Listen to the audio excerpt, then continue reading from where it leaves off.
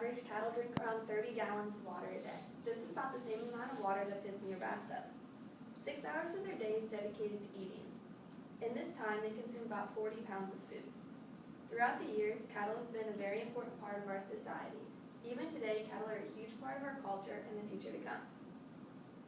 I love cattle and they're my favorite animal, and I love finding out new things about them. Also, I've taken other animal science classes at school, as well as other agricultural courses where we learned about beef cattle.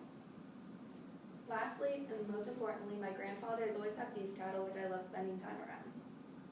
First of all, today I'll talk about the history of cattle and where they have come from. Secondly, I will talk about cattle today and what they're used for. And lastly, I'll talk about the future of cattle and what's to come. Right.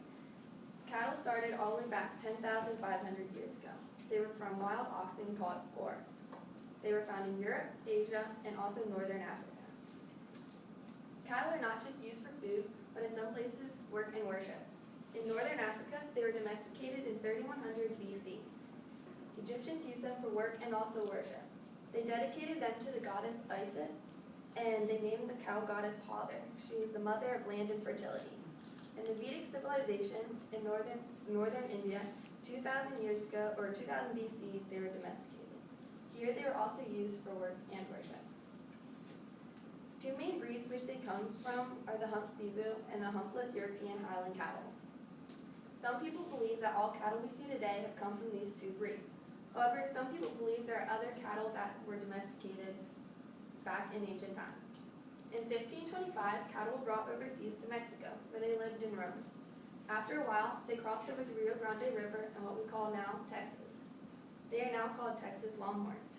In 1624, cattle were shipped to Plymouth Colony on the eastern coast, where they were raised and domesticated on farms.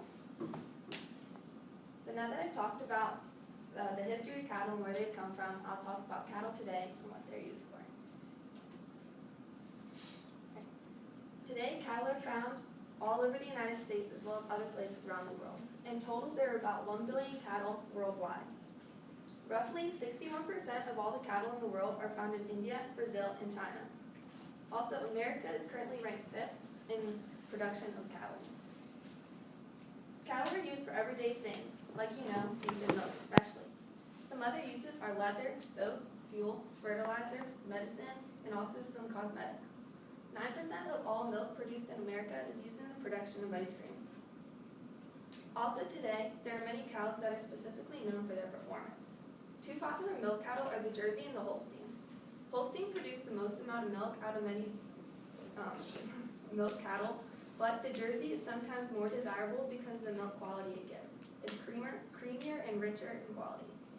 On average, a healthy cow will produce 16,000 pounds of milk a year, which is 2,000 gallons. So as you can see, cattle are used heavily in our daily lives and also the past. Now I'll talk to you about the future and what they're becoming. Due to advancements in science and technology, as you can see, some cattle are changing. Farmers since ancient times have used something called selective breeding.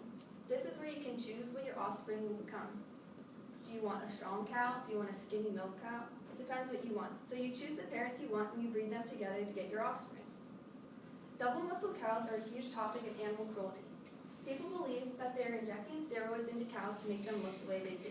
However, this is not the case with the Belgian Blues. Belgian Blues have a genetic mutation where their muscles grow twice the size of a normal cow. Dexters are another kind of breed of cattle that have been selectively bred. But on this case, they're bred to be smaller. In this case, there's less bone mass and fat mass, meaning there's more meat to be sold. They are also a great way for children to learn how to show cattle since they are a small size. So first of all, I talked about the history of cattle, where they've come from. Secondly, I spoke about today and what they're used for, and lastly, the future of cattle and what they're becoming. So throughout the years, cattle have been a very important part of our society, and even today continue to be a large part of our culture and the future. Cattle will continue to be in our everyday lives, and people constantly overlook cattle and everything that they do for us. Our lives would be very different.